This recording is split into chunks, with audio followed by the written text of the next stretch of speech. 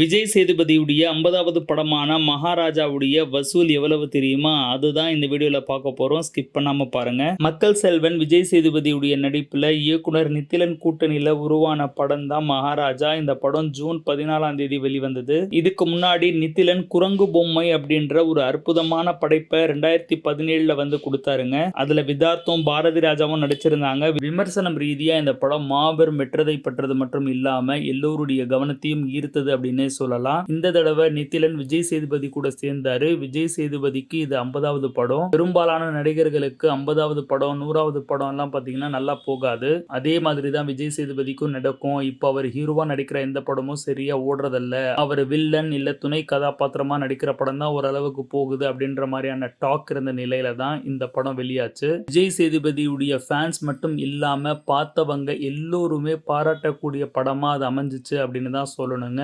எப்படியாப்பட்ட ஒரு screen play editing work சான்ஸே கிடையாது. நித்திலன் ஒவ்வொரு விஷயத்தையும் பார்த்து பண்ணியிருந்தாரு. இந்த படத்துல விஜய் சேதுபதி கூட சேர்ந்து நடிச்ச அனுராக் கஷ்யப், அபிராமி, மம்தா மோகன்தாஸ், சிங்கம் புலி, நட்டி நட்ராஜ்னு எல்லோருமே அவங்களுடைய பாத்திரத்தை நல்லாவே பண்ணியிருந்தாங்க. அதுல சிங்கம் புலியுடைய கேரக்டர் பாத்தீங்கன்னா கணிக்க முடியாத அளவுக்கான ஒரு ட்விஸ்ட்டை வந்து கொடுத்துச்சு. அதே மாதிரி தான் நட்டி பாத்திரமும் நெகட்டிவ் ஷேட்லயே இருந்து திடீர்னு பாத்தீங்கன்னா பாசிட்டிவ் ஷேடுக்கு மாறும். ஒவ்வொரு நடிகரும் பாத்தீங்கன்னா அவங்களுடைய பாத்திரத்தை நல்லாவே பண்ணியிருந்தாங்க. மக்களும் ஃபேமிலியோட போயிட்டு இந்த படத்தை பார்த்து என்ஜாய் பண்ணாங்க. இந்த நிலையில தான் இந்த படம் இப்போ வரைக்கும் 95 கோடிக்கு மேல வசூலிச்சிருக்கு அப்படின்னு வந்து சொல்றாங்க. கூடிய சீக்கிரம் இது 120 கோடியை தாண்டும் அப்படின்ற எதிர்பார்ப்பு வந்து இருக்குங்க. இந்த படத்தை நீங்க பார்த்துட்டீங்களா? உங்களுக்கு எந்த காட்சி பிடிச்சது, எந்த ஆக்டர் உடைய நடிப்பு பிடிச்சது அப்படின்றது கமெண்ட்ஸ் பண்ணுங்க. நீங்க பார்க்கலனா எப்போ இந்த படத்தை பார்க்க போறீங்க அப்படின்றதும் கமெண்ட்ஸ்ல தெரிவிங்க.